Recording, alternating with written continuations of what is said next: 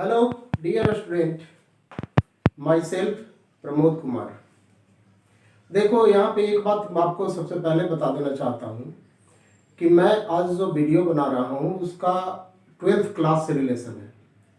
मतलब कि आप एनसीईआरटी बुक पढ़ते होगे तो एनसीईआरटी बुक का जो 12th क्लास का यूनिट 6 है उसका first chapter reproduction in organism, उसका मैं स्टडी करवाने जा रहा हूँ आपको।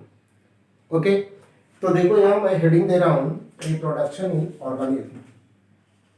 रिप्रोडक्शन इन ऑर्गेनिज्म बहुत ही इंटरेस्टिंग टॉपिक है, तो इसको थोड़ा ध्यान से सुनोगे। इस टॉपिक को पढ़ने के लिए थोड़ा सा ध्यान दोगे। ये ध्यान देना है आपको कि ये थोड़ा 11 से कोरिलेटेड है। इस टॉपिक में बहुत सारी टर्म आएगी, वो 11 से कोरिलेटेड आएगी। लेकिन यहाँ जो हेडिंग देख रहे हो आप, उसमें क्या लिखा हुआ, रिप्रोडक्शन, और दूसरा ऑर्गेनिज्म लिखा हुआ। तो ऑर्गेनिज्म तो समझ रहे हो, कोई भी इंडिविजुअल हो जाएगा किसी भी स्पेसीज का, वो ऑर्गेनिज्म हो जाएगा। लेकिन अब उसमें किस तरह से रिप्रोडक्शन होती है उसके बारे में स्टडी करना है। लेकिन उसके पहले थोड़ा सा एनसीईआरटी से कोरिलेट करके आगे बढ़ता हूँ। तो देखो एनसीईआरटी बता रखा है आपको कि कोई भी ऑर्गेनिज्म होते हैं, जैसे कि यहाँ मैंने लिख दिया ऑर्गेनिज्म। तो कोई भी ऑर्गेनिज्म का होता है जो फर्स्ट स्टेप होती है, मतलब इसका जो फर्स्ट स्टेप होगा वो क्या होगा, बर्थ का होगा। सबसे पहले उसका बर्थ होगा। बर्थ होने के बाद जो सेकेंड स्टेप चलेगी, सेकेंड स्टेप वो ग्रोथ का होगा। इसके बाद थर्ड स्टेप की बात करेंगे। थर्ड स्टेप मैच्योर कर जाएगा,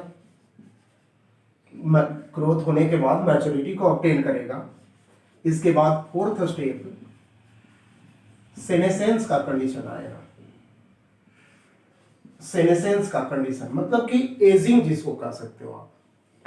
और फिफ्थ कंडीशन में क्या हो जाएगा, या फिफ्थ स्टेप में डाई कर जाएगा। मतलब देखो यहां बर्थ करा, यहां आकर के डाई कर गया, बीच में 3 स्टेप आया। ग्रोथ हुआ, मैच्योरिटी को ऑब्टेन करा। मैच्योरिटी को ऑब्टेन करने का मतलब रिप्रोडक्टिव स्टेज को ऑब्टेन कर रहा है, और वो फिर से नए इंडिविजुअल को बर्थ करेगा। लेकिन धीरे धीरे इसका ग्रोथ होता ही रहेगा, और फाइनली एजिंग को ऑब्टेन करेगा, सेनेसेंस के कंडीशन को ऑब्टेन करेगा, और एक समय ऐसा आएगा कि वो मर जाएगा। तो देखो बर्थ से लेकर के नेचुरल डेथ का कंडीशन, यहां से बर्थ हुआ, बर्थ से लेकर के जो नेचुरल डेथ का कंडीशन हुआ, birth to natural death, this condition called life span. इसी को हम लाइफ स्पैन के नाम से जानेंगे। ओके, अब आपको पता ही है कि अर्थ पे बहुत सारे स्पेसीज हैं, जिसमें आप बायोलॉजिकल क्लासिफिकेशन यदि पढ़े होंगे या तो लिविंग वर्ल्ड पढ़े होंगे तो वहाँ भी कुछ चर्चा हुई होगी, और बताया गया होगा आपको कि टोटल नंबर ऑफ स्पेसीज जो नॉन स्पेसीज हैं अर्थ पे वो 1.7 to 1.8 मिलियन है। इतना तो पता होगा आपको। तो सभी ऑर्गेनिज्म का लाइफ स्पैन तो लर्न करना बड़ा मुश्किल हो जाएगा, but according to NCERT some organism का लाइफ स्पैन भी आपको लर्न करना पड़ेगा। तो एनसीईआरटी में जो जो ऑर्गेनिज्म का नाम और उसका लाइफ स्पैन बताया गया है उसको मैं बता देता हूँ। हालांकि आप देखोगे एनसीईआरटी के बुक को खोल करके तो उसके एक पेज में बहुत सारे तस्वीर बनाए होंगे, उस तस्वीर के साथ उसका लाइफ स्पैन को मेंशन करा होगा। बट सम ऑर्गेनिज्म ऐसे होंगे जिनका की लाइफ स्पैन को मेंशन नहीं करा होगा। तो मैं यहाँ पे जो मेंशन करा हुआ है, नहीं करा हुआ है, सभी को एक सिस्टमाइज अरेंज करने का कोशिश करता हूँ। ओके, तो देखो यहाँ पे life span of some organism. जैसे देखो हम यहाँ पे जो सिस्टमाइज करेंगे वो सबसे कम लाइफ स्पैन जिसका होगा जो एनसीईआरटी ने लिख रखा है, और मैक्सिमम की ओर बढ़ेंगे। कम लाइफ स्पैन से ज्यादा लाइफ स्पैन की ओर बढ़ेंगे ऑर्गेनिज्म का नाम लिखते हुए, जिससे थोड़ा लर्न करने में आपको सुविधा होगी। ओके, जैसे देखो यहाँ मैं लिख देता हूँ मेड फ्लावर।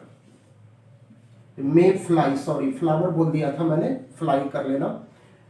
नंबर सेकंड में देखोगे तो बटरफ्लाई, बटरफ्लाई, इसी तरह से फ्रूट फ्लाई, फ्रूट फ्लाई। ये तीनों फ्लाई का पहले देख लो, और बहुत सिंपल है, ये वन डे ही केवल जीवित रहता है, वन डे ही जीवित रहेगा। जबकि बटरफ्लाई को देखोगे तो 1 to 2 वीक्स होगा। देख रहे हो ना, थोड़ा सा बढ़ गया है। लेकिन फ्रूट फ्लाई की बात करोगे तो 2 वीक्स आ जाएंगे, 2 वीक्स में ध्यान रखोगे। मतलब कि लर्न करना आसान हो गया ना, कि तीनों फ्लाई MBF से याद कर लोगे, मे फ्लाई, बटरफ्लाई और फ्रूट फ्लाई से रिलेटेड। ओके, अब आपको मैं कुछ नई बात बता देता हूं। जैसे अगला देखोगे तो यहाँ पे मैं लिख देता हूं क्रो, डॉग, काऊ, ये 3 ऑर्गेनिज्म को फर्दर लिखें। ये सिस्टमैटिक करके चलोगे ना तो लर्न होता चला जाएगा। जैसे क्रो में चलोगे तो अब हम ईयर में पहुंचते हैं, तो इसका होता है 15 ईयर, ठीक है। डॉग को देखोगे तो 15 to 20 ईयर्स का होगा। काऊ को देखोगे तो 25 to 30 ईयर्स का होगा। मतलब कि सिस्टमैटिकली लर्न करो तो ये बड़ी आसानी से आपको लर्न हो जाएगा, ठीक है। इसी तरह से अब नेक्स्ट में देख लेते हैं ह्यूमन का, क्रोकोडाइल, क्रोकोडाइल, और एक हॉर्स भी देख लेते हैं यहाँ पे। तो ह्यूमन का इन जनरल 59 ईयर बताया जाता है। क्रोकोडाइल की बात करेंगे तो 60 ईयर्स की बात करोगे, 1 साल केवल बढ़ गया है। और इसी तरह से हॉर्स की बात करोगे तो ये भी 60 ईयर्स का होता है। बस 3 के सेगमेंट में लर्न करो, आसानी से हो जाएगा, ठीक है। इसी तरह से एलिफेंट, टॉर्टोइज और पैरेट को देख लेते हैं। एलिफेंट, टॉर्टोइज और पैरेट को देख लेते हैं। तो देखो एलिफेंट का देखोगे तो 60 to 90 ईयर्स का होगा। टॉर्टोइज को देखोगे तो 100 to 150 ईयर्स का होगा। और पैरोट को देखोगे तो ये 140 ईयर्स का होगा। यहाँ पे जितना लिखा हो सभी एनिमल से ही रिलेटेड है।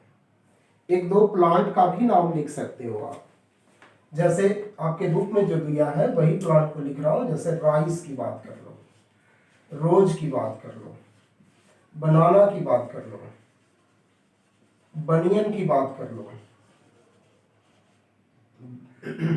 ठीक है। ये सब ट्री को आपको ध्यान में रखना है। जैसे राइस की बात करोगे तो 3 to 4 मंथ्स का होगा। रोज की बात करोगे तो ये 5 to 7 ईयर का होगा, 5 to 7 ईयर। बनाना को देखोगे तो ये 25 ईयर्स का हो जाता है। जबकि बनियन सबसे ज्यादा 200 to 300 ईयर्स का होगा। ये सब कुछ बातें जो थी वो लाइफ स्पैन से रिलेटेड था, जो डिफरेंट ऑर्गेनिज्म को आपका एनसीईआरटी ने समराइज कर रखा है, उसको मैंने यहाँ पे समराइज कर दिया है। ओके, तो लाइफ स्पैन के बाद चैप्टर के नाम के अकॉर्डिंग थोड़ा रिप्रोडक्शन से रिलेट करूंगा मैं। ओके, तो इसको रब करता हूँ अब।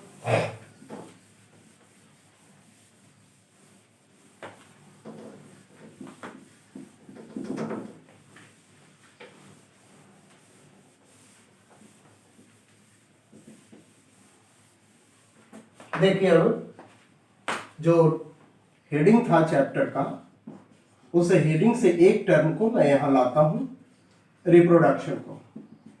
ओके, तो रिप्रोडक्शन में देखोगे तो सबसे पहला जो टर्म हो, डिफिनीशन देखना पड़ेगा इसका ना। सबसे पहले तो डिफिनीशन देखेंगे। तो देखो, यदि हम लिविंग के बारे में पढ़ रहे हैं, इसका मतलब कि वो कैसा प्रोसेस है, बायोलॉजिकल प्रोसेस है। तो रिप्रोडक्शन भी क्या होगा, एक बायोलॉजिकल प्रोसेस होगा। और जब बायोलॉजिकल प्रोसेस है तो इसमें होगा क्या, तो कोई भी इंडिविजुअल, कोई भी ऑर्गेनिज्म अपने जैसा न्यू ऑफस्प्रिंग प्रोड्यूस करेगा। तो इसी प्रोसेस को, इस बायोलॉजिकल प्रोसेस को हम किस नाम से जानेंगे? रिप्रोडक्शन के नाम से जानेंगे। मतलब सिंपल डिफिनेशन के रूप में बता सकते हो कि biological process in which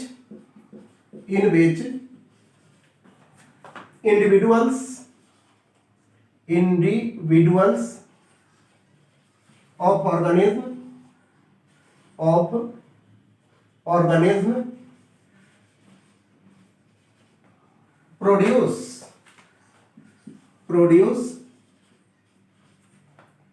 offspring which is similar to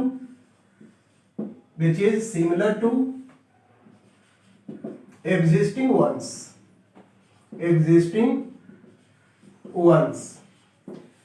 पहले से जैसा ऑर्गेनिज्म था, एग्जिस्टिंग वंस का मतलब कि इनके पेरेंट के बारे में बोला जा रहा है। पहले से जिस तरह का ऑर्गेनिज्म था उसी तरह के नए इंडिविजुअल का यदि प्रोडक्शन होता है तो उसी को हम किस नाम से जानते हैं? बायोलॉजिकल प्रोसेस को रिप्रोडक्शन के नाम से जानते हैं। ओके, अब रिप्रोडक्शन क्यों जरूरी है? एक नोट में समझ लो, इसेंशियलिटी ऑफ रिप्रोडक्शन। नोट में देखो, यहां पे लिख देता हूं, इसेंशियलिटी ऑफ रिप्रोडक्शन। रिप्रोडक्शन क्यों जरूरी है? क्योंकि किसी भी स्पेसीज का जनरेशन टू जनरेशन उनकी नंबर बना रहना इस अर्थ पर के लिए ही तो जरूरी है। मतलब continuity of species to generation clear हो रहे हो? मतलब कंटिन्यूटी ऑफ स्पेसीज के लिए ही रिप्रोडक्शन इसेंशियल होता है। Essentiality of reproduction for continuity of a species from generation to generation, पीढ़ी दर पीढ़ी स्पेसीज का नंबर बना रहे, इसीलिए रिप्रोडक्शन जरूरी होता है। तो यहाँ पे जरूरी है रिप्रोडक्शन, तो कुछ ना कुछ इसका बेसिक फीचर तो होगा ना। तो यहाँ पे लिख लेता हूं, बेसिक फीचर ऑफ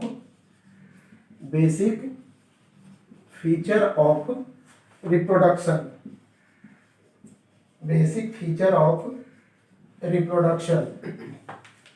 तो बेसिक फीचर में 2-3 फीचर है, उनको ध्यान में रखना है। जिसमें पहला बात करोगे नंबर फर्स्ट फीचर के रूप में सेल डिवीजन। जब तक डिवीजन नहीं होगा तब तक रिप्रोडक्शन की पॉसिबिलिटी नहीं बनेगी। ठीक है, क्योंकि डिवीजन के बारे में आप, सेल डिवीजन के बारे में आप पहले पढ़ चुके हो, माइटोसिस मियोसिस के बारे में। आगे हम लोग देखेंगे टाइप्स ऑफ रिप्रोडक्शन, जिसमें असेक्सुअल और सेक्सुअल रिप्रोडक्शन की बात करेंगे। जिसमें असेक्सुअल रिप्रोडक्शन में माइटोसिस सेल डिवीजन की बात करेंगे और सेक्सुअल के लिए मियोसिस सेल डिवीजन। इसका मतलब जो सेल डिवीजन हो रहा है वो 2 तरह से हो रही है। मतलब एक बेसिक फीचर हो गया सेल डिवीजन, जो कि किसके द्वारा होगा? By mitosis and meiosis. Definition आप लोग को पता होगा कि माइटोसिस में 1 mother cell divided into 2 daughter cell and each daughter cell contain same number of chromosome as mother cell. मतलब कि डॉटर सेल और मदर सेल एक दूसरे का क्लोन होगा, सिमिलर होगा। ओके, इसी तरह से मियोसिस में बताया हुआ कि 1 mother cell divided into 4 daughter cell and each daughter cell contain half number of chromosome then the mother cell. मतलब कि यदि 46 क्रोमोसोम है मदर सेल में तो डॉटर सेल में 23 क्रोमोसोम हो जाएगा। तो वो मियोसिस के कंडीशन में होगा। ये सब पढ़ा हुआ है आपका 11th के यूनिट 3 में सेल डिवीजन वाले चैप्टर में। दूसरा देखोगे सेल डिवीजन के समय होता क्या है, तो आप इंटरफेज एक स्टेज पढ़े होगे जिसमें आपको बताया गया होगा इस तरह से करके कि यहाँ पे G1 फेज है, S फेज है, G2 फेज है, फिर माइटोटिक फेज है। ओके, तो G1 फेज में मोस्ट ऑफ द ऑर्गेनेल का डबलिंग हो जाता है। ठीक है, S फेज में डीएनए का डबलिंग हो जाता है और G2 फेज में Golgi body, mitochondria and chloroplast का डबलिंग हो जाता है। मतलब कि दूसरा जो फीचर बन रहा है बेसिक फीचर के रूप में वो जो सेलुलर कंपोनेंट्स है उसका डबलिंग होने का प्रोसेस, ठीक है, डबलिंग या डुप्लीकेशन भी लिख सकते हो, डुप्लीकेशन ऑफ सेलुलर कंपोनेंट्स, और एक फाइनल, जब डुप्लीकेट हो गया सेलुलर कंपोनेंट्स मतलब डबल हो गया सेलुलर कंपोनेंट, तो फाइनली क्या होगा, एक मदर सेल डिवाइड होकर के दो पार्ट में तो बदलेगा ना। तो जो नया सेल डॉटर सेल बन रहा है उसका भी बनना इसेंशियल प्रॉपर्टी के रूप में, बेसिक फीचर के रूप में आता है। तो फॉर्मेशन ऑफ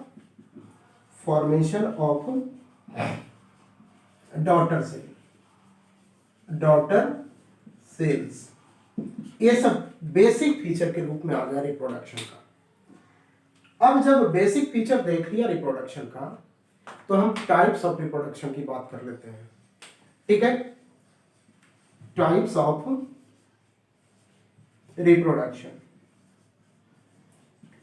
रिप्रोडक्शन की बात करोगे तो 2 टाइप का बनेगा, जिसमें आपको पता है कि पहला असेक्सुअल रिप्रोडक्शन होगा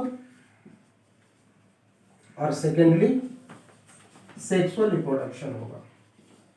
sexual reproduction very very simple तो है सर। अब इनका इलाबोरेट करता हूं, डिफरेंसेस देखता हूं असेक्सुअल रिप्रोडक्शन और सेक्सुअल रिप्रोडक्शन में कि किस तरह का डिफरेंस मिलता है। तो देखिए इधर इसको रब करता हूं पहले, आफ्टर दैट हम differences between asexual reproduction and sexual reproduction को देखते हैं।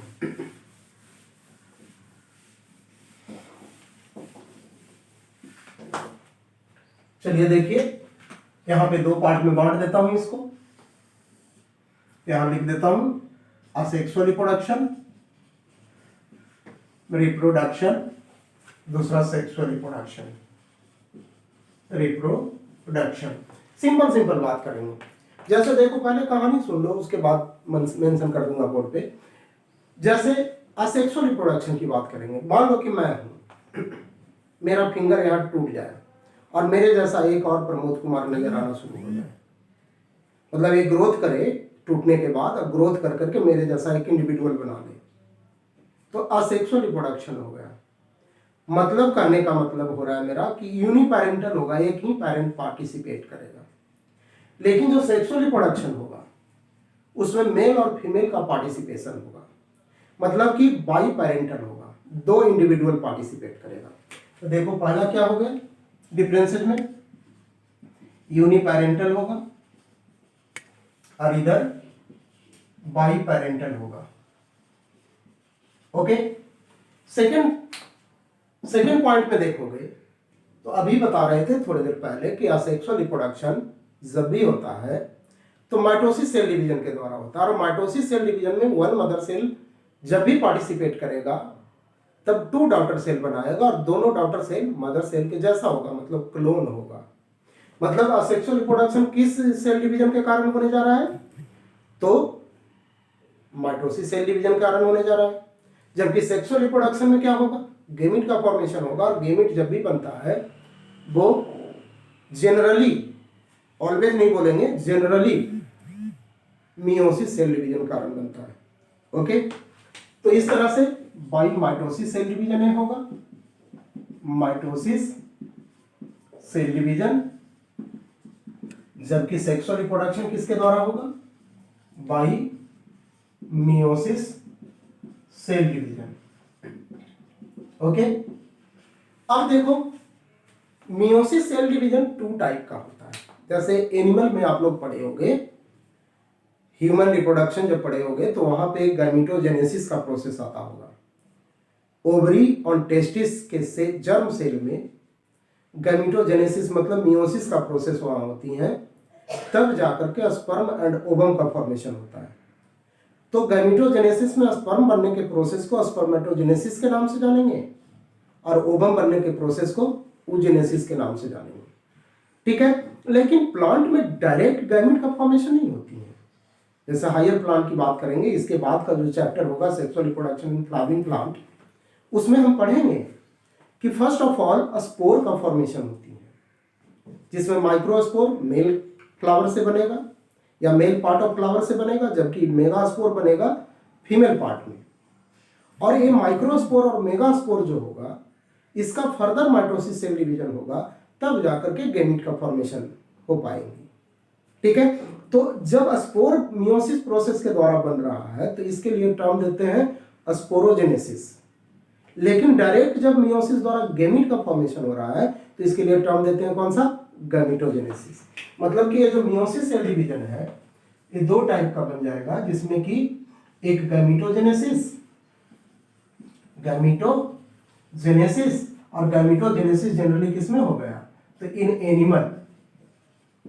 ठीक है, जबकि दूसरा कौन सा होगा, स्पोरोजेनेसिस। तो स्पोरोजेनेसिस इन प्लांट के कंडीशन में होगा। ठीक है, gametogenesis related to gamete formation, sporogenesis related to spore formation. भी सिंपल बात है। ओके, लेकिन ये जो माइटोसिस सेल डिवीजन है वो तो सिंगल सेल में डायरेक्ट डिवाइड करेगा। वो जो भी मदर सेल की तरह फंक्शन करना शुरू करेगा और डिवाइड होकर के 2 डॉटर सेल बना देगा और दोनों में क्रोमोसोम का नंबर मदर सेल के जैसा ही होगा, वो माइटोसिस सेल डिवीजन हो जाएगा। हालांकि माइटोसिस सेल डिवीजन का भी आगे पढ़ेंगे हम बहुत सारा, इसका एग्जाम्पल के रूप में, जैसे कि बडिंग का प्रोसेस हो गया, बाइनरी फिशन का प्रोसेस हो गया, कोनिडिया फॉर्मेशन हो गया, जूस्पोर फॉर्मेशन हो गया, जेन्यूल फॉर्मेशन हो गया। तो ये सब टाइप को हम देखेंगे आगे भी। हालांकि 11th में पढ़े होंगे आप लोग, लेकिन फर्दर आपके 12th बुक में भी कुछ कुछ दिया हुआ है तो उसको मैं बता दूंगा। ओके, थर्ड पॉइंट में चलिएगा माइटोसिस के बाद। अब देखो यहाँ क्या बताया मैंने, गैमीट फॉर्मेशन मस्ट अकर, गैमीटोजेनेसिस हो रहा है। तो यहाँ पर असेक्सुअल रिप्रोडक्शन में गैमीट बन भी सकता है। कुछ लोअर प्लांट्स ऐसे हैं, कुछ एल्गी फंजाई ऐसे हैं जिसमें माइटोसिस प्रोसेस के द्वारा गैमीट बनता है। जनरली तो नहीं बनेगा, इसलिए बोला जाता है गैमीट फॉर्मेशन में या मे नॉट अकर, दोनों कंडीशन बताया जाता है। लेकिन इसमें तो गैमीट फॉर्मेशन ऑलवेज अकर होगा। लेकिन यदि असेक्सुअल रिप्रोडक्शन में, ध्यान दो, इस असेक्सुअल रिप्रोडक्शन में यदि गैमीट बन भी जाता है तो उनका फ्यूजन नहीं होगा, मतलब कि डिप्लॉयड जाइगोट का फॉर्मेशन नहीं करेगा, वो गैमीट डायरेक्ट डेवलप कर देगा न्यू इंडिविजुअल के रूप में। मतलब हैप्लॉइड नेचर का नया इंडिविजुअल बन जाएगा। पता चल रहा होगा, मतलब gamete direct develop into young ones या न्यू इंडिविजुअल, तो असेक्सुअल रिप्रोडक्शन का पार्ट हो गया। मतलब गैमीट का फ्यूजन नहीं होगा, डिप्लॉयड जाइगोट का फॉर्मेशन नहीं होगा। लेकिन इसमें गैमीट का फ्यूजन, सेक्सुअल रिप्रोडक्शन में गैमीट का fusion must occur, therefore formation of diploid zygote और zygote develop into new individual. Clear हो रहे होगे। तो यहां पे देखो थर्ड पॉइंट में गैमीट में और मे नॉट फॉर्म्ड। ठीक है, यहां पे तो गैमीट मस्ट अकर या must form, gamete must form. इसी गैमीट से रिलेटेड एक बात और देख लो, gamete fusion do not occur, gametes fusion do not occur. और इधर क्या होगा, gamete formation occur, gametes formation नहीं फ्यूजन बोलिए, मैंने फॉर्मेशन बोल दिया, गैमीट फ्यूजन अकर। ओके, अब देखो नेक्स्ट पॉइंट में, असेक्सुअल रिप्रोडक्शन जो भी होता है वो वेरी सिंपल प्रोसेस है। ठीक है, लेस टाइम में ही अकर हो जाती है, लेकिन एक कॉम्प्लेक्स प्रोसेस है। ऐसे मियोसिस सेल डिवीजन है, ऐसे भी तो पता ही होगा आपको कि वो एक स्टेप में अकर नहीं होता है। मियोसिस फर्स्ट, मियोसिस सेकंड के रूप में 2 स्टेप में अकर होती है। यहीं पे तो गैमीट फॉर्मेशन के समय ही तो देख रहे हो कि माइटोसिस से कॉम्प्लेक्स हो गया, उसके बाद फिर गैमीट बना, गैमीट का फ्यूजन होगा, गैमीट का फ्यूजन के बाद उसका यदि हायर ऑर्गेनिज्म है तो उसका डेवलपमेंट होगा, तब जाकर के वो न्यू यंग के रूप में बर्थ करेगा। मतलब एक कॉम्प्लेक्स प्रोसेस भी हो गया और टाइम कंज्यूमिंग प्रोसेस भी हो गया। इसमें क्या है कि एक सिंगल सेल है वो डिवाइड कर देगा, नया 2 न्यू इंडिविजुअल का फॉर्मेशन हो जाएगा। वेरी सिंपल प्रोसेस हो गया और लेस टाइम कंज्यूमिंग प्रोसेस हो गया। वेरी लेस टाइम में 2 नए इंडिविजुअल का फॉर्मेशन हो जाएगा इन असेक्सुअल रिप्रोडक्शन। ठीक है, सिंपल प्रोसेस। इधर क्या बताओगे? Complex process, complex process. इसी तरह से देखोगे less time consuming process, time consuming process. इधर हो जाएगा more time consuming process, more time consuming process. Okay, इसी तरह से नेक्स्ट में देखोगे तो इसमें माइटोसिस सेल डिवीजन होता है, तो इसमें क्रॉसिंग ओवर का प्रोसेस कभी नहीं चलता है। ध्यान करना कि मियोसिस में एक पैकेटीन स्टेज आती है और उस पैकेटीन स्टेज में जो नॉन सिस्टर क्रोमैटिड होता है उसका एक्सचेंज होती है एक दूसरे में। ठीक है, parental chromosome maternal chromosome paternal chromosome के साथ और पैटर्नल क्रोमोसोम मैटरनल क्रोमोसोम के साथ जुड़ता है, तो क्रोमोसोमल एक्सचेंज हो रही है ना। तो क्रोमोसोमल एक्सचेंज होगा तो वेरिएशन क्रिएट होगा, तो इसका मतलब कि यहाँ क्रॉसिंग ओवर नहीं हो रही है तो मतलब वेरिएशन क्रिएट नहीं होगा, और यहाँ क्रॉसिंग ओवर हो रही है इसका मतलब वेरिएशन क्रिएट होगा। ठीक है, वेरिएशन डू नॉट अकर। ठीक है, due to crossing over do not occur. इधर क्या हो जाएगा? वेरिएशन अकर होगा, variation occur due to crossing over occur. एक बात और ध्यान रखना कि यहां जो वेरिएशन लिखे हैं ना उसके पहले यदि जेनेटिकली टर्म लगा दो तो ज्यादा सुटेबल होगा। तो यहाँ पे वेरिएशन जो लिखे हैं इसके लिए जेनेटिकली वेरिएशन लिख दीजिए, genetically variation do not occur. इधर जेनेटिकली वेरिएशन अकर, जेनेटिकली वेरिएशन अकर होगा। ठीक है, अब इसी तरह से कुछ एग्जाम्पल की बात करेंगे पार्टिकुलर असेक्सुअल रिप्रोडक्शन का। सेक्सुअल रिप्रोडक्शन का प्रोसेस तो आपको देखना है नेक्स्ट चैप्टर में, प्लांट का sexual reproduction in flowering plant. और यदि ह्यूमन का देखोगे तो ह्यूमन रिप्रोडक्शन जो कि यूनिट 6 का 3rd चैप्टर के रूप में दिया हुआ, उसमें डिटेल पढ़ना होगा आपको। ठीक है, लेकिन चलिए पहले कुछ एग्जाम्पल लिख लें असेक्सुअल का। ओके, चलो अब इसको रब कर देते हैं और असेक्सुअल का केवल एग्जाम्पल लिख करके इसका डिटेल करता हूं।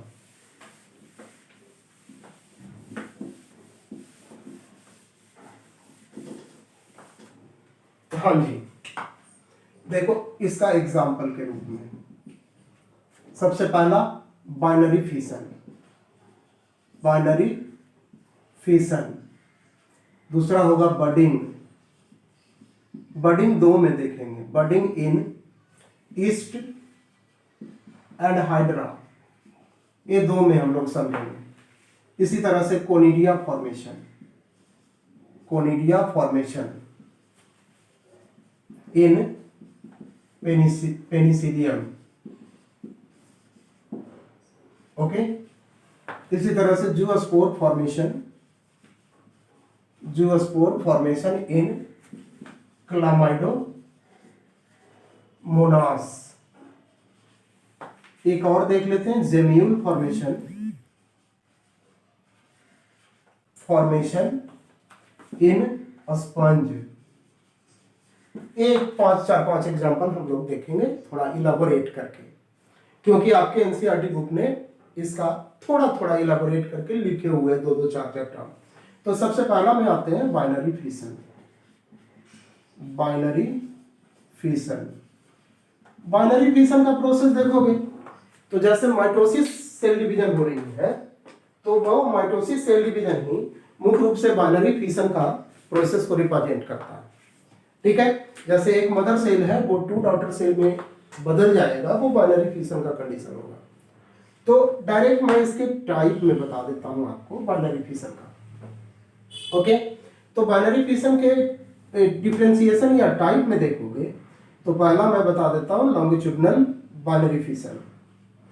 Longitudinal binary fission.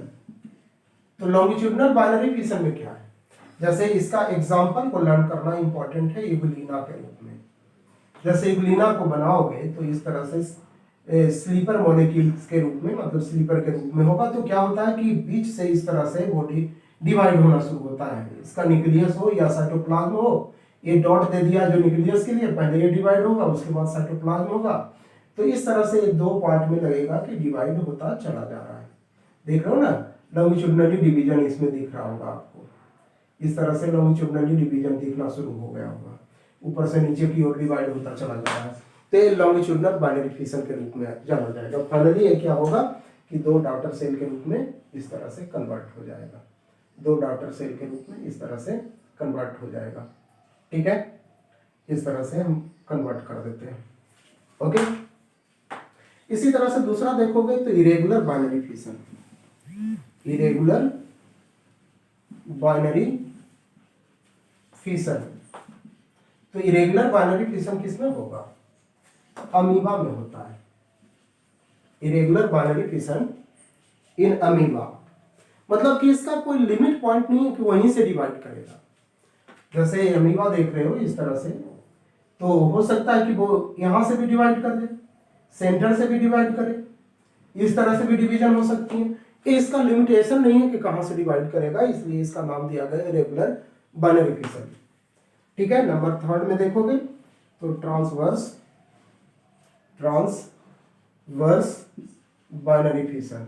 मुख्य रूप से इसका एग्जाम्पल को आपको लर्न करना पड़ेगा, एग्जाम्पल काफी इंपॉर्टेंट होता है। ओके, तो ट्रांसवर्स बाइनरी फिशन की बात करोगे तो इसमें एग्जाम्पल के रूप में दे दोगे पैरामीशियम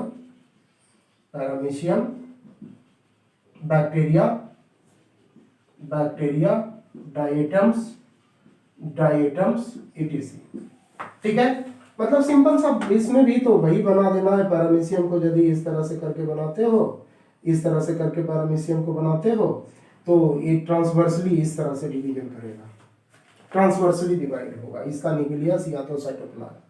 ठीक है, तो ये ट्रांसवर्स बाइनरी फिशन का होगा। इसमें मुख्य रूप से देखो, यहाँ पे तो माइटोसिस सेल डिवीजन के कारण ही डिवीजन हो रही है, इसमें तो ज्यादा कुछ झंझट है ही नहीं। बट केवल एग्जाम्पल जो मैंने बताया है, अलग अलग टर्म देकर के लॉन्गिट्यूडिनल, इरेगुलर, ट्रांसवर्स, उससे रिलेट कर करके इस एग्जाम्पल को एनी हाउ लर्न करना पड़ेगा, क्योंकि नीट में यही क्वेश्चन पूछा जाएगा आपको कि regular binary fission found in, तो आप याद रखोगे अमीबा तभी बन पाएगा, अन्यथा वो पैरामीशियम पे भी टिक लग सकता है। ठीक है, डॉक्टर बनना है तो अमीबा को लर्न करना पड़ेगा। ओके, ये तो बाइनरी फिशन से रिलेटेड बात हो गया। अब मैं बात कर लेता हूं बडिंग इन ईस्ट का। देखो पहले बडिंग इन ईस्ट देख लेते हैं, तब फिर हाइड्रा में भी बडिंग को देख लेंगे। देखिए हेडिंग के रूप में बडिंग इन ईस्ट। और आपको पता ही है कि जो ईस्ट होता है वो यूनिसेलुलर फंजाई होता है। एक ऐसा फंजाई है यह ईस्ट जो यूनिसेलुलर, बाकी जितने फंजाई होते हैं सभी मल्टीसेलुलर होते हैं। ओके, तो ये जो यूनिसेलुलर फंजाई है, तो सिंपल सा इसको तो इस तरह से यूनिसेलुलर ही बनाना पड़ेगा। ये न्यूक्लियस को मैंने डॉट दे दिया जो न्यूक्लियस को रिप्रेजेंट कर दिया है, बाकी तो साइटोप्लाज्म भरे पड़े हैं। तो इसमें क्या होता है कि सबसे पहले इसके सेल वाले पार्ट में एक छोटा सा आउटग्रोथ बनता है, प्रोट्यूबरेंसेज बनता है। इस तरह से देखो लग रहा है आउटग्रोथ बन गया, और साथ साथ ये न्यूक्लियस का डिवीजन स्टार्ट हो जाती है। जैसे जैसे आउटग्रोथ बनती है वैसे वैसे न्यूक्लियस भी 2 पार्ट में डिवाइड हो जाती है, कार्योकाइनेसिस हो जाता है। ठीक है, लेकिन एक न्यूक्लियस मूव कर जाता है प्रोट्यूबरेंसेज में। तो इस तरह से देखोगे तो फिगर से ही समझ लो बातें को। इस तरह से एक न्यूक्लियस यहाँ चला आया, एक तो मदर बॉडी में ही रह गया। ठीक है, तो फाइनली ये जो प्रोट्यूबरेंसेस बना है, आउटग्रोथ बना है, वो मदर बॉडी से सेपरेट हो जाएगा, मदर बॉडी अलग हो जाएगा और साथ साथ जो नया बॉडी, नया इंडिविजुअल बनेगा वो भी अलग हो जाएगा। लेकिन यहाँ पे देख सकते हो कि मदर बॉडी का प्रेजेंस रह गया है, मदर बॉडी डिसअपियर नहीं हुआ है। लेकिन बाइनरी फिशन से कोरिलेट करो, बाइनरी फिशन में एक मदर सेल था, डिवाइड होकर के दो डॉटर सेल बना लिया था, जिसमें मदर बॉडी का अस्तित्व समाप्त हो गया था, केवल दोनों डॉटर सेल ही प्रेजेंट थे। यहाँ भी दो नया सेल बना है, दो नया स्ट्रक्चर बना है जरूर, लेकिन मदर बॉडी का डिसअपियरेंस नहीं हुआ है, बल्कि वो वैसे के वैसे ही रह गया। केवल इस पे जो आउटग्रोथ बना था, प्रोट्यूबरेंसेस बना था, वो सेपरेट होकर के डॉटर सेल का फॉर्मेशन करा। ये डॉटर सेल के रूप में कन्वर्ट हुआ, ये तो मदर बॉडी ही हो गया, मदर सेल हो गया। ये क्या हो गया? प्रोट्यूबरेंसेज हो गया, ट्यूबरेंसेज, आउटग्रोथ को कह रहे हैं। और ये क्या हो गया? न्यूक्लियस का पार्ट हो गया, है ना। ये भी तो न्यूक्लियस ही हो गया। इतना तक तो क्लियर हो गया। एक बडिंग इन ईस्ट का कंडीशन बना। अब इसी तरह से बडिंग इन हाइड्रा की बात कर लेते हैं। बडिंग इन हाइड्रा, तो देखो बडिंग इन हाइड्रा, हाइड्रा जब बनाते होगे तो इसको सिलिंड्रिकल शेप में बनाते होंगे हाइड्रा को, और इसके अपर पार्ट में एक पोर बनाते होंगे जहां पे कि 6 से 10 की संख्या में टेंटेकल को इस तरह से बना देते होंगे। इसके ये लेयर जो हो गए वो बॉडी वाल के रूप में जाने जाते हैं। हाइड्रा का बॉडी वाल हो गया। इस हाइड्रा के बॉडी वाल का मैं थोड़ा सा सेक्शन काट देता हूँ और इसके सेक्शन काट करके इसको डिटेल करता हूँ। तो डिटेल में देखोगे तो इसके बॉडी वाल में 2 जर्म लेयर प्रेजेंट है, ठीक है। एक जर्म लेयर यहाँ दिखा दिया और दूसरा जर्म लेयर दूसरे साइड में दिखा दिया है, और बीच में एक प्रोटीन का एक लेयर प्रेजेंट होता है जो दोनों जर्म लेयर को अटैच किए रहता है। इस जर्म लेयर को क्या कह लेते हैं? एक्टोडर्म, और इस जर्म लेयर को कह लेते हैं एंडोडर्म, ठीक है। और दोनों को जो अटैच करने वाला प्रोटीनस लेयर है जिसे मीजोगैलिया के नाम से जानते हैं, मीजोगैलिया। ओके, अब देखो ये जो एक्टोडर्म है या एंडोडर्म है वो डिफरेंट टाइप ऑफ सेल्स के बने हुए हैं। ये 5 टाइप ऑफ सेल्स के बने रहते हैं, 7 टाइप ऑफ सेल्स के बने होते हैं। डिफरेंट टाइप ऑफ सेल्स का नाम आपको लर्न करने की कोई आवश्यकता नहीं है, केवल एक्टोडर्म और एंडोडर्म को जानिए कि डिफरेंट टाइप ऑफ सेल्स के बने हुए हैं। तो ये क्या होता है, बड बनाने के समय इनके सेल्स एक्टोडर्म के और एंडोडर्म के डिवाइड करना शुरू करता है, और डिवाइड करने के बाद एक छोटा सा आउटग्रोथ बॉडी वाल पे बना लेता है। इस तरह से देखोगे, इस तरह से आउटग्रोथ बॉडी वाल पे फॉर्मेशन कर लेगा, ठीक है। ये जो आउटग्रोथ बनेगा, ये जो आउटग्रोथ बनेगा, देखो नीचे में जो आउटग्रोथ मैंने दिखाया है ये वाला, ये आउटग्रोथ बना हुआ है, प्रोट्यूबरेंसेस बना हुआ है। ये आउटग्रोथ पे थोड़ा और ग्रो करने के बाद टेंटेकल का भी फॉर्मेशन देखो इस तरह से ग्रो कर जाएगा, और इस पे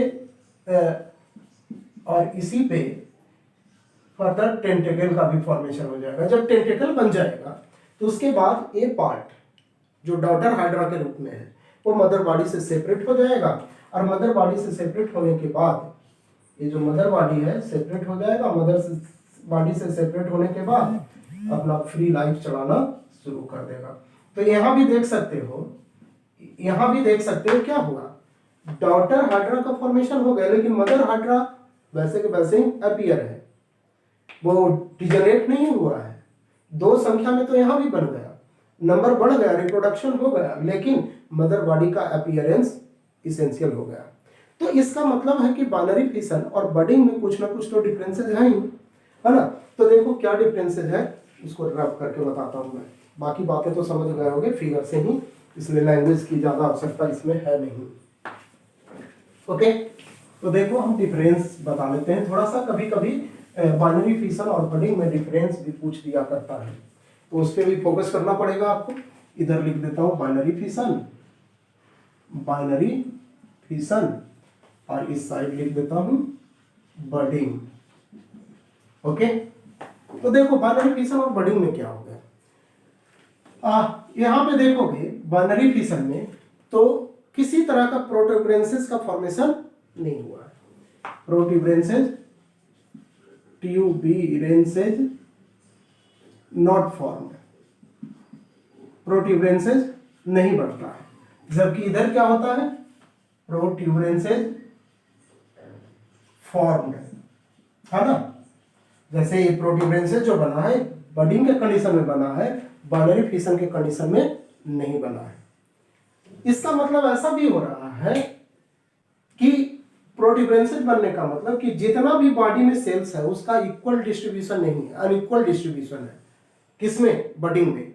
लेकिन इसमें एक ही सेल तो पार्टिसिपेट कर रहा है, तो साइटोप्लाज्म का या प्रोटोप्लाज्म का इक्वल डिवीजन हुआ है ना। तो cytoplasm equal division of protoplasm, equal division of protoplasm, या तो सेल भी लिख सकते हो। ओके, इधर unequal division of body cell, division of body cell. यदि हाइड्रा को देख रहे हो तो इसमें मल्टीपल सेल्स है, तो मल्टीपल सेल है वो भी अनइक्वल डिवाइड कर रहा है। पूरे बॉडी सेल्स को कोरिलेट करके इस प्रोटोप्लाज्म को देखोगे ना, लेकिन ईस्ट में देखोगे तो वो तो सिंगल सेल है, तो उसमें एक छोटा बना है, एक बड़ा रह गया मदर सेल के रूप में। तो साइटोप्लाज्म का प्रोटोप्लाज्म का भी तो अनइक्वल डिस्ट्रीब्यूशन हो रहा है ना, तो इसलिए unequal division of body cell and protoplasm also if cell is unicellular and protoplasm. ठीक है। अच्छा, अब इधर देखोगे बाइनरी फिशन में तो मदर बॉडी डिसअपीयर कर जाएगा और उधर मदर बॉडी अपीयर ही होगा। देखो यहां पे क्या हो गया, मदर बॉडी डिसअपीयर और इधर मदर बॉडी अपीयर ही होता है।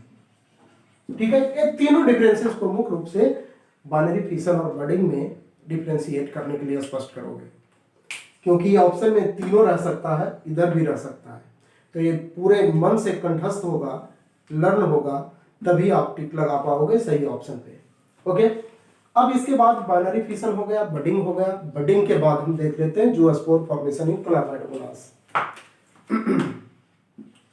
Zoospore formation in Chlamydomonas.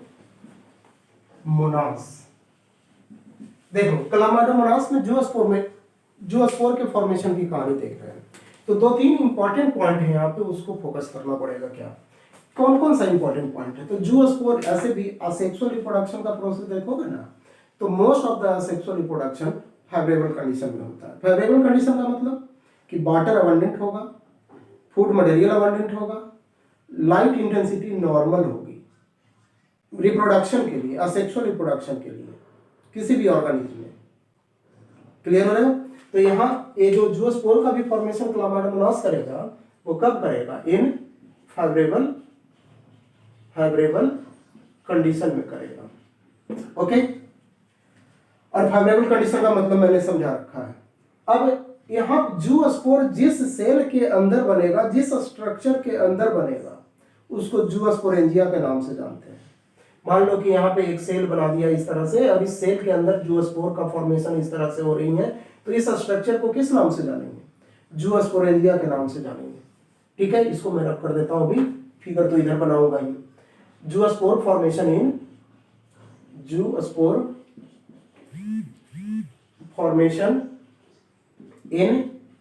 Sporangia जब भी बनेगा तो किस में बनेगा? स्पोरेंजिया में, सॉरी जूस्पोरेंजिया लिखिए यहाँ पे, इन जूस्पोरेंजिया।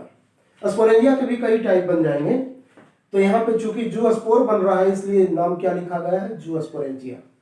ओके, अब ये जो जितने भी जूस्पोर होते हैं ना, उसमें कुछ ना कुछ फ्लैगेला प्रेजेंट होते हैं। इस तरह से हेयर लाइक स्ट्रक्चर प्रेजेंट होता है, देखो इस तरह से हेयर लाइक स्ट्रक्चर प्रेजेंट है। तो जूस्पोर विद फ्लैगेला का प्रेजेंस होएगा। ठीक है, ये जूस्पोर का कंडीशन बता दिया। अब फिगर से इसको समझ लो।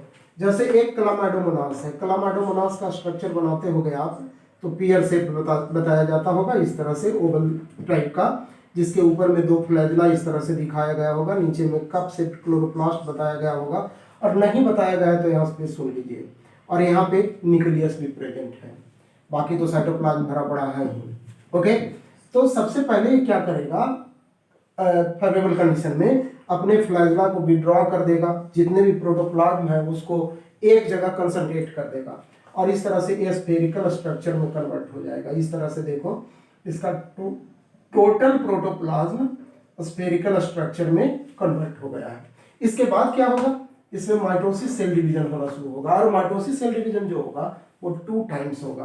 तो फर्स्ट माइटोसिस डिवीजन को देख लेते हैं।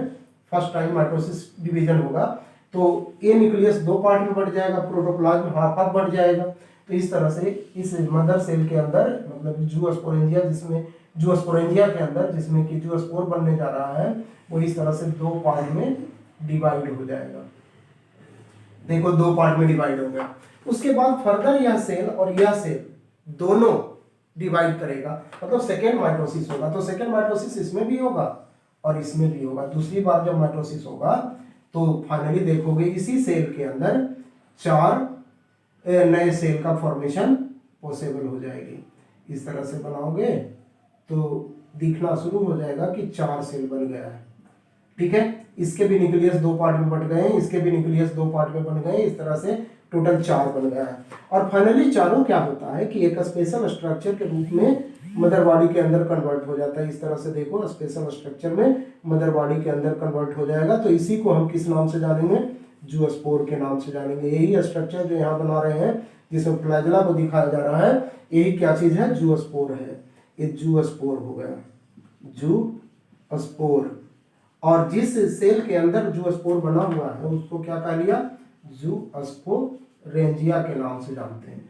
फाइनली जब जूस्पोर मैच्योर कर जाता है तो ये मदर बॉडी को रप्चर कर देता है, और जितने जूस्पोर हैं सभी क्या होंगे, वाटर सरफेस पे चले आते हैं और अपना फ्री लाइफ चलाना शुरू कर देता है।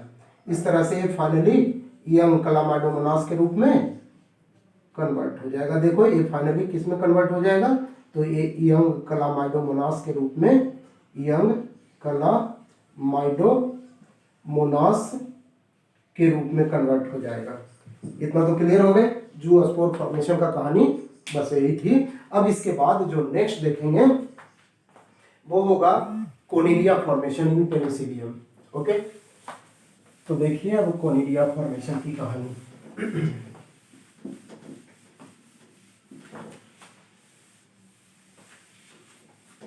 हाँ जी, देखिए अब यहाँ पे मैं हेडिंग देता हूं, conidia formation, conidia formation in Penicillium, Penicillium. ठीक है, आप लोग याद करो फंजाई को। फंजाई का जब हाइफी और माइसिलियम 2 टर्म बताया गया होगा आपको। जब फंजाई, जैसे कि आप देखते होंगे ब्रेड पर कभी कभी फंगस लग जाती हैं, या पोटैटो को मैश कर दो तो उसको छोड़ दो कुछ दिनों के लिए, तो उस पर तो बहुत सारे फंगस ऑटोमेटिकली डेवलप कर जाते हैं। ठीक है, तो उसमें देखोगे, माइक्रोस्कोप से देखोगे तो बहुत सारे हेयर लाइक स्ट्रक्चर में दिखेंगे। तो ईच हेयर लाइक स्ट्रक्चर जो फंजाई का होता है उसको हम हाइफी के नाम से जानते हैं। लेकिन ग्रुप ऑफ हाइफी बन गया तो उसको हम माइसिलियम के नाम से जानते हैं। जैसे कि मेरे हेयर को देख सकते हो, एक हेयर की बात कर लेते हैं और वो फंजाई के रूप में होता है तो उसको हम हाइफी कह लेते हैं, और ग्रुप ऑफ हाइफी जो अरेंज है हेड के ऊपर में, ये माइसिलियम का पार्ट हो गया। तो यहाँ पे एक हाइफी को देख रहे हैं पेनिसिलियम का, तो पेनिसिलियम का एक हाइफी को देखेंगे तो इस तरह से देखो, ये सेप्टेट होता है, इनके बीच बीच में बहुत सारा सेप्टा बना रहता है इस तरह से, जिसमें न्यूक्लियस और प्रोटोप्लाज्म प्रेजेंट होते हैं। ये सेप्टा प्रेजेंट हो गया, ये क्या हो गया, सेप्टा। और एक हाइफी हो गया पेनिसिलियम का। ये अब ध्यान में रखना है कि जब कोनिडिया का फॉर्मेशन होना होता है तो सबसे पहले इस हाइफी का कोई भी सेल्स में पहले आउटग्रोथ बनेगा। जैसे देखो इस सेल में हम आउटग्रोथ को बना रहे हैं, इस तरह से आउटग्रोथ बन गया। ठीक है, ये जो आउटग्रोथ बन गया इसको कोनिडियोस्पोर के नाम से जानेंगे। हाइफी के सेल जो फर्स्टली आउटग्रोथ बनाया उसको क्या कहेंगे जी, कोनिडियोस्पोर के नाम से जानेंगे। कोनिडियोफोर जो भी होता है आगे चल करके ये भी ब्रांच हो जाता है। इस तरह से देखो 2 ब्रांच में कन्वर्ट कर गया है। तो ये जो ब्रांच बन गया इसको रमी के नाम से जानते हैं। कोनिडियोफोर के बाद कौन बना, तो रमी का फॉर्मेशन हुआ है। और रमी फर्दर ब्रांच होती है इस तरह से। तो रमी जब ब्रांच हो जाएगा इस तरह से फर्दर, तो इसको हम मेटुली के नाम से जानते हैं। मतलब कोनिडियोफोर, रमी, मेटुली। और इस मेटुली के ऊपर में एक फ्लास्क शेप्ड स्ट्रक्चर का फॉर्मेशन हो जाता है जिसको स्ट्रिगमाटा के नाम से जानते हैं। इस तरह से देखो फ्लास्क शेप्ड स्ट्रक्चर जो बन गया इसको हम किस नाम से जानेंगे, स्ट्रिगमाटा के नाम से जानते हैं। ठीक है, तो मैं नाम लिख देता हूं, सबको सिस्टमैटिक लर्न करना पड़ेगा, एग्जामिनेशन में आएगा ये चीज कि कोनिडियोफोर के बाद किनका अरेंजमेंट होता है, उनके बाद किनका अरेंजमेंट होता है, उनके बाद किनका अरेंजमेंट होता है, सिस्टमैटिकली अरेंज करना पड़ेगा आपको।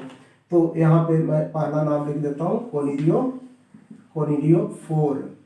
कोनिडियोफोर के बाद का ब्रांच क्या कहलाया, रमी के नाम से जाना गया। रमी के बाद जो ब्रांच है उसको मेटुली के नाम से जानते हैं। और मेटुली के ऊपर में जो फ्लास्क शेप्ड है उसे स्टेरिगमाटा के नाम से जानते हैं। और स्टिग्माटा का जो नेक है ना, यहीं पे बड बनना शुरू हो जाता है। इस तरह से 3 से 5 की संख्या में ये बड बनेगा। कहीं पे 3 भी बन सकता है, कहीं पे 5 भी बन सकता है, कहीं पे 4 भी बन सकता है। तो इसी बड को हम कोनिडिया के नाम से जानेंगे। चूंकि बड बहुत सारे चेन में प्रेजेंट है, इसलिए इसको हम क्या कहेंगे, चेन ऑफ कोनिडिया के नाम से जानते हैं। और चेन ऑफ कोनिडिया में टोटल नंबर ऑफ कोनिडिया कितना होगा, तो 3 to 5 कोनिडिया होगा। 3 to 5 कोनिडिया होगा इन अ चेन ऑफ कोनिडिया। ठीक है, जब कोनिडिया बन जाता है तो जब एयर ब्लो करता है फास्टली तो ये यहाँ से टूट करके दूसरे प्लेस चला जाता है जहाँ फेवरेबल कंडीशन मिलता है, तो ये जर्मिनेट करके नया हाइफा का फॉर्मेशन कर देता है। मतलब कि कोनिडिया डिस्पर्स थ्रू एयर। यहाँ पे इंपॉर्टेंट बात हो गया, कोनिडिया डिस्पर्स्ड थ्रू एयर। ठीक है, और ये भी कब अकर होगा, कब बनेगा, तो फेवरेबल कंडीशन में ही बनेगा। Formed in favourable condition. Okay, तो एक यहां तक बात हो गई कोनिडिया फॉर्मेशन से रिलेटेड। अब थोड़ा सा जेम्यूल फॉर्मेशन देख लेते हैं जो स्पंज में बनता है। ओके, नेक्स्ट में देखोगे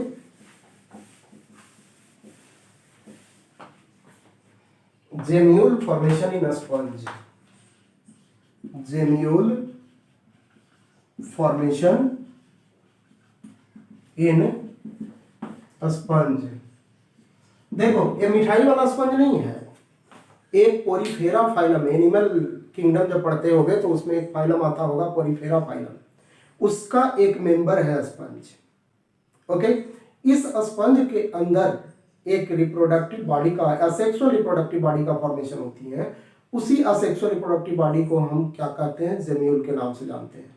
और वो भी एक्सटर्नली नहीं बनता, इंटरनली बनता है।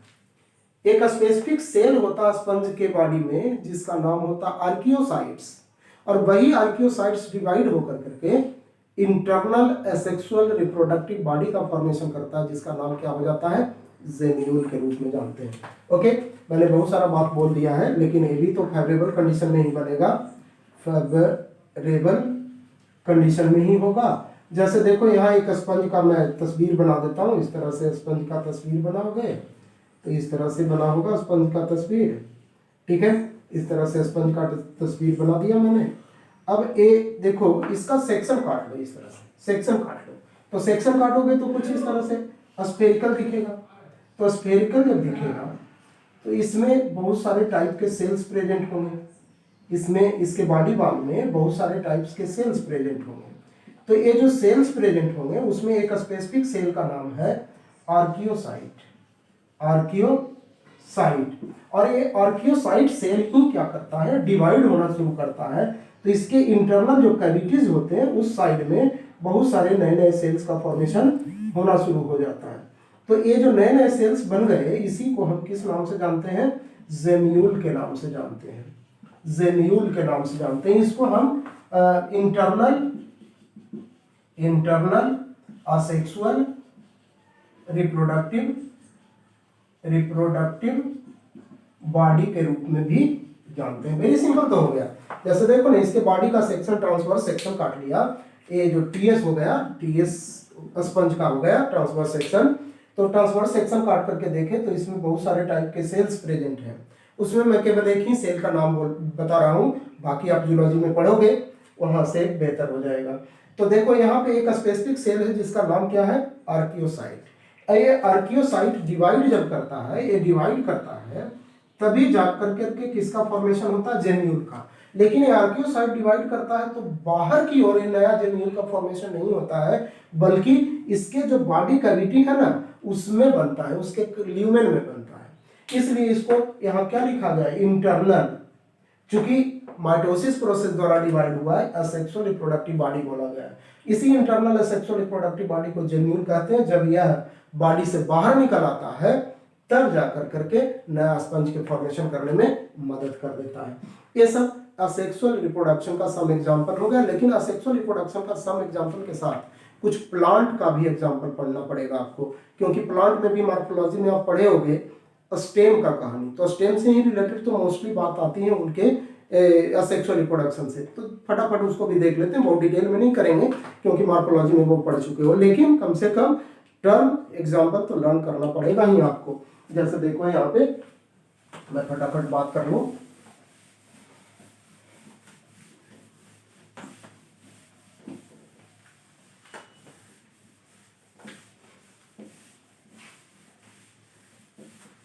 फटाफट बात करने में देखिए, asexual reproduction in plant, asexual reproduction in plant, ठीक है।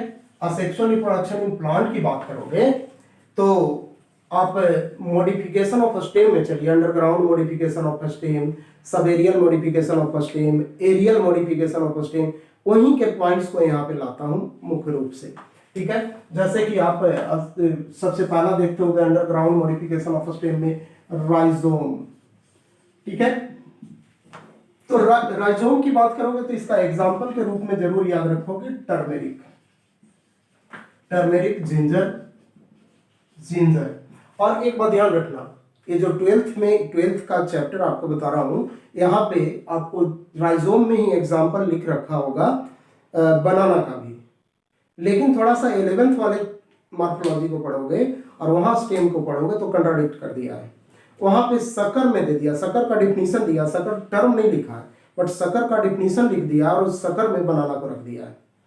तो यदि हम इसका स्ट्रक्चर बनाएंगे बनाना का, स्टेम का, जो कि सॉइल के अंदर प्रेजेंट होता है, तो वो राइजोम के जैसा ही दिखता है। तो मेरे अकॉर्डिंग सोचोगे और 12th के एनसीईआरटी के अकॉर्डिंग सोचोगे तो इसको राइजोम में ही बनाना को लर्न करना पड़ेगा, इसलिए मैं यहाँ पे लिख देता हूँ बनाना, ओके। इसी तरह से दूसरा देखोगे ट्यूबर, ट्यूबर में एग्जाम्पल में पोटैटो, पोटैटो एक ही याद रखो ना, है ना। ऐसे जेरूसलेम आर्टिचोक भी आता है बट वो सब एग्जामिनेशन में नहीं आएगा। नंबर 3 में देखता हूं तो बल्ब, बल्ब का जैसे आप पढ़े होंगे तो अनियन, गार्लिक, ये सब एग्जाम्पल आ जाएंगे। नंबर 4 में चलोगे तो कॉर्न, कॉर्न के एग्जाम्पल में एलिफेंट फुट, जिसको कि ओल के नाम से जानते हो, मार्फोफाइनस, एलिफेंट फुट, कॉल्चिकम, कॉल्चिकम जिससे कि कॉल्चिसिन नाम का केमिकल ऑब्टेन करते हैं हम लोग। इसी तरह से नंबर 5 में देखोगे तो हो जाएगा रनर, रनर का एग्जांपल देखोगे तो दूबग्रास, दूबग्रास या ग्रास डायरेक्ट भी लिख सकते हो, सेंडेला लिख सकते हो, ठीक है। ये सब एग्जांपल आ जाएंगे। नंबर 6 में चलोगे तो स्टोलोन, स्टोलोन में एग्जांपल में देखोगे jasmine, jasmine, mint, strawberry, strawberry, ये सब जो मैं एग्जांपल लिख रहा हूँ ना, आप 11th बुक में मॉर्फोलॉजी का चैप्टर जब पढ़ रहे होगे उस समय भी ये सब पढ़ने को आया होगा, उन्हीं सब को लिख रहा हूँ, रिवीजन भी आपका होता जा रहा होगा, ओके। अब इसी तरह से नंबर 7 में चलोगे तो ऑफसेट, तो ऑफसेट में देखोगे तो एग्जाम्पल के रूप में पिस्टिया, छोटी जलकुंभी जिसको कहते हैं, आइकॉर्निया, बड़ी जलकुंभी कहते हैं, ठीक है। इसको वाटर लेटियूस भी कहते हैं, इसको वाटर हायासिंथ भी बोलते हैं। नंबर 8 ऑक्सीड के बाद शक्कर, एग्जाम्पल में क्राइसेंथेमम, क्राइसेंथेमम। इसके साथ साथ है पाइन एप्पल, पाइन एप्पल। इसी तरह से number 9 bulbil, bulbil example above, Dioscorea, Dioscorea, ठीक है, ऑक्सैलिस, ये सब एग्जाम्पल आ जाएंगे। नंबर 10 में देखोगे तो leaf bird, leaf bird, leaf bird का एग्जाम्पल करोगे तो ब्रायोफाइलम, ब्रायोफाइलम, एडियंटम, ये सब आ जाएंगे। ये सब सेक्सुअल रिप्रोडक्शन प्लांट से रिलेटेड हो गया है, इतना तो समझ रहे होगे। अब इसके बाद देखो एक टर्म दिया होगा वेजिटेटिव प्रोपैग्यूल्स एंड साथ साथ क्लोन टर्म दिया होगा, इसको देख लेते हैं फटाफट। ये वेजिटेटिव प्रोपैग्यूल्स क्या है और क्लोन क्या है, ओके। तो हेडिंग देता हूं अब वेजिटेटिव प्रोपैग्यूल्स।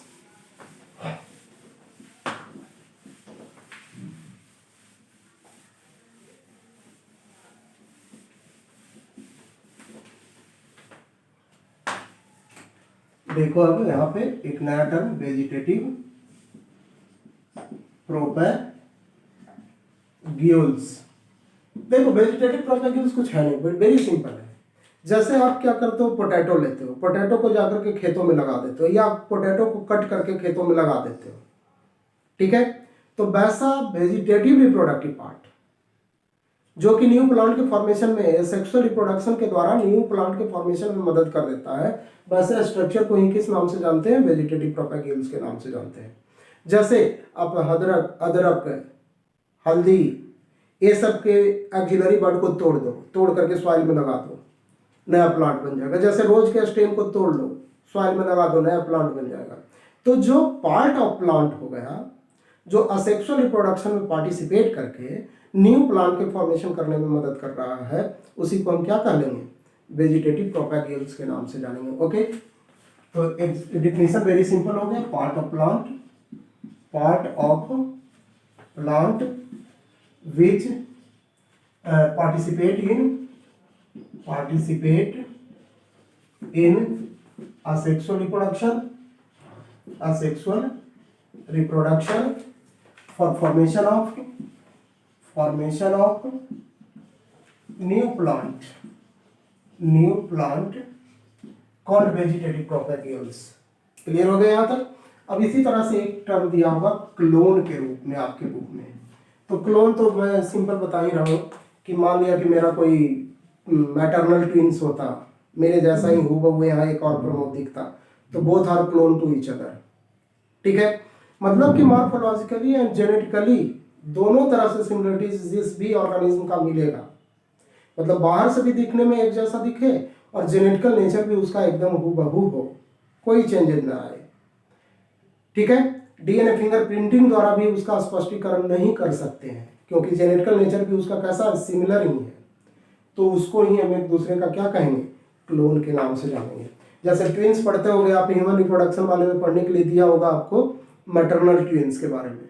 तो मैटरनल ट्विंस एक ही ओवम के डिवीजन, एक ओवम जब फर्टिलाइज्ड हो जाता है, जाइगोट बन जाता है, वही जाइगोट दो पार्ट में डिवाइड हो जाता है और दोनों न्यू इंडिविजुअल का फॉर्मेशन कर लेता है, तो इसी को तो मैटरनल ट्विंस कहते हैं। तो मैटरनल ट्विंस जो बनते हैं वो भी मॉर्फोलॉजिकल सिमिलर, मतलब मिरर इमेज होगा, और इसके साथ साथ उनका टोटल जेनेटिकल नेचर एक जैसा ही होगा, okay.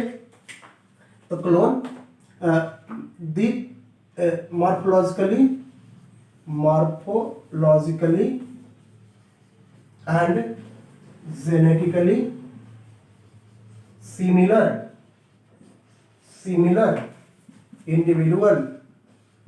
individuals are clone to each other। अब देखो एक बहुत ही इंपॉर्टेंट टर्म बोल रहा हूं आपको, अनएम्बिगुअस, ठीक है। असेक्सुअल रिप्रोडक्शन के लिए टर्म मैं क्या बोल रहा हूं, अनएम्बिगुअस।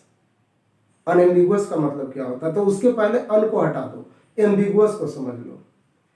तो एम्बिगुअस का मतलब होता है डबल रोल, मतलब टू कैरेक्टर को शो करने वाला। जैसे कोई पिक्चर में है एक ही पर्सन है, वो नायक की तरह भी काम कर रहा है, खलनायक की भी तरह काम कर रहा है, मतलब कि एम्बिगुअस इंडिविजुअल बोला जाएगा उसको, दो तरह का कैरेक्टर को शो कर रहा है।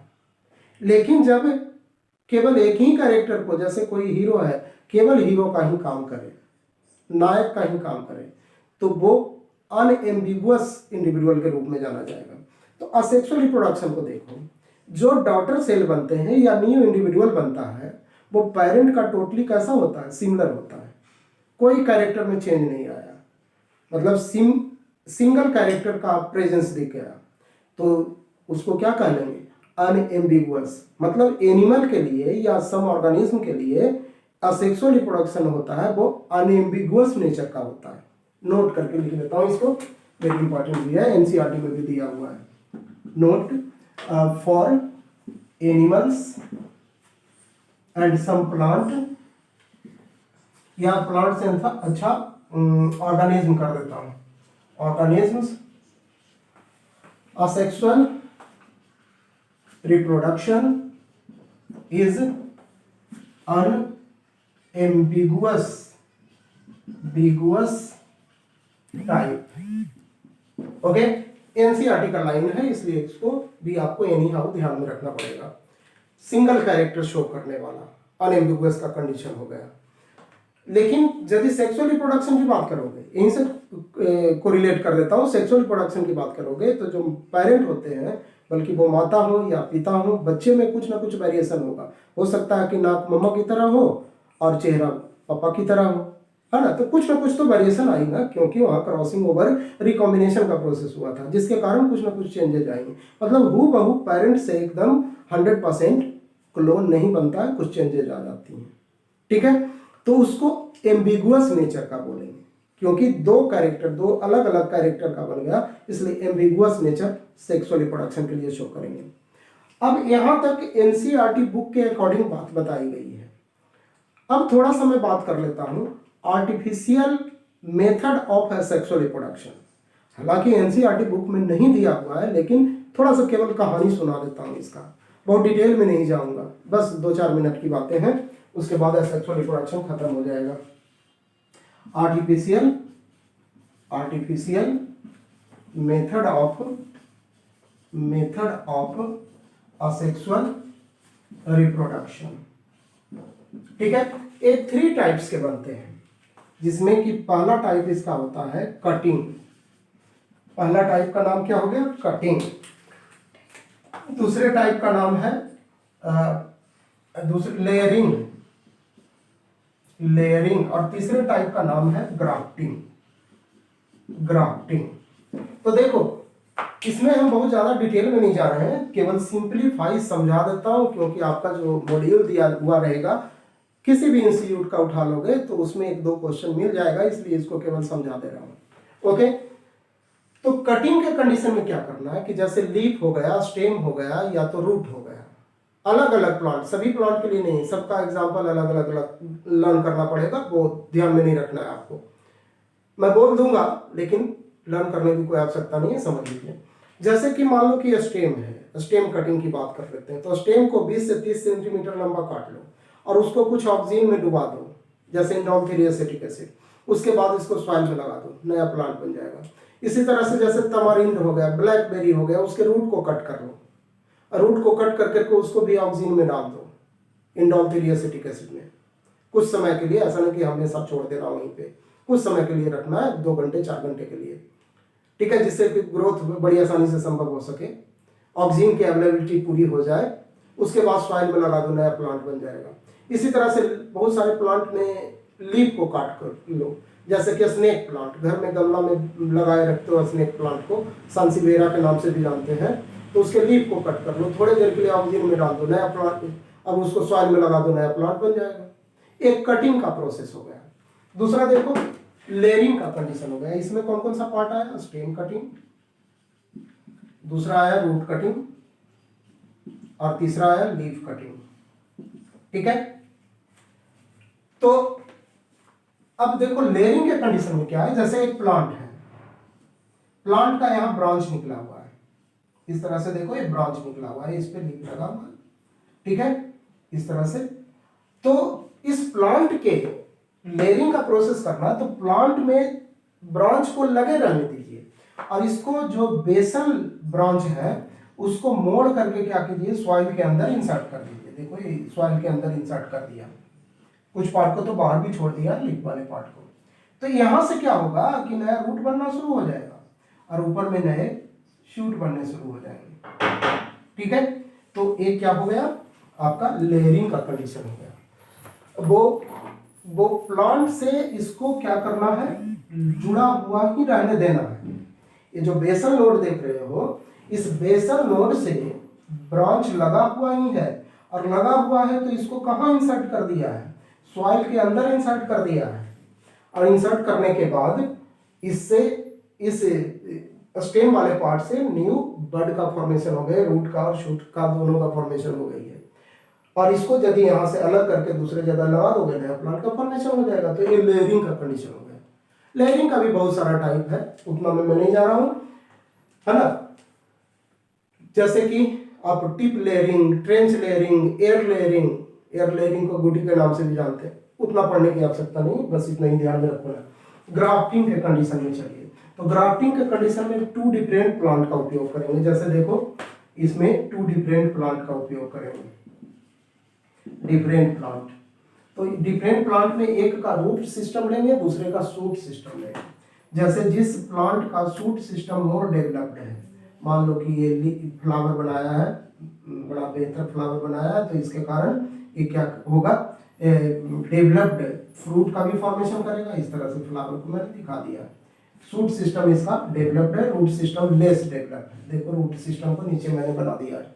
लेकिन दूसरा प्लांट है उसका रूट सिस्टम मोर डेवलप है। देखो रूट सिस्टम बहुत ज्यादा डेवलप है ना, लेकिन शूट सिस्टम लेस डेवलप है। देख रहे हो इस तरह से फ्लावर बनाया, जो छोटा सा बना दिया है और एक ही फ्लावर को दिखाया है।